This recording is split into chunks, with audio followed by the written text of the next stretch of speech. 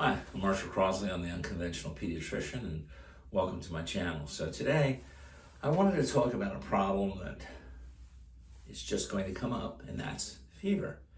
So your child, 2-year-old, has a fever, 102. The child feels really uncomfortable, and you want to bring that fever down. And so you may call your pediatrician, and you ask the pediatrician about Tylenol or Motrin, and can you alternate the two?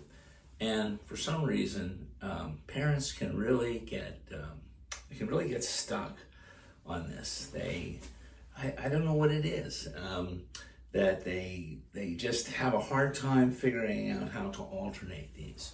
So I want to try to make it a little bit easier for you. I want you to think of Tylenol and Motrin as two separate medicines. Okay, don't think of them in conjunction like that. Think of them as two separate medicines that have their own schedule.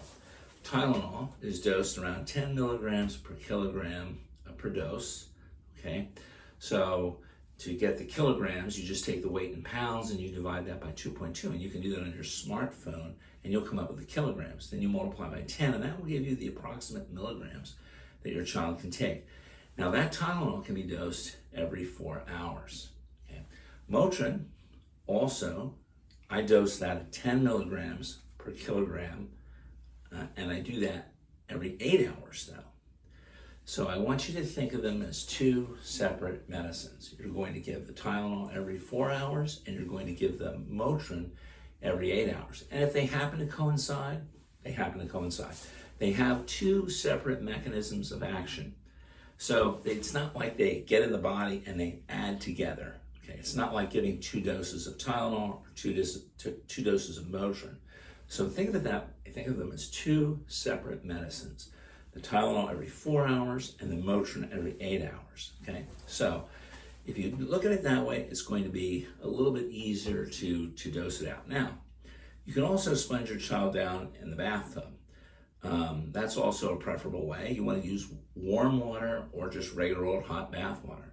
What you don't want to use is cold bath water. I know it seems like it would be logical to use cold water, but actually if you put the child in cold water, the child will start shivering, and that shivering of the muscles can actually elevate the temperature. So go with warm to regular old hot bath water, and you can do that as much as you want. You know that when you sit in a bathtub for a lengthy period of time, that your body starts to cool off. That's because the water in the bathtub acts as a heat capacitor, and it just sucks the heat out of your body. It's kind of like sleeping on a water bed. Well, we don't really have water beds anymore, but back in the day, if you slept on a water bed and the water bed wasn't warm, you'd wake up in the morning stone cold. So water is a heat capacitor. It absorbs the heat from the body. That's the way that a hot bath will work. Now, some pediatricians and family practitioners don't really believe that it's necessary to give Tylenol and Motrin, because they feel that that the elevated fever, helps kill some of the viruses. I mean, I don't know if that's true or not. That's just something we're all taught. That thought process is out there.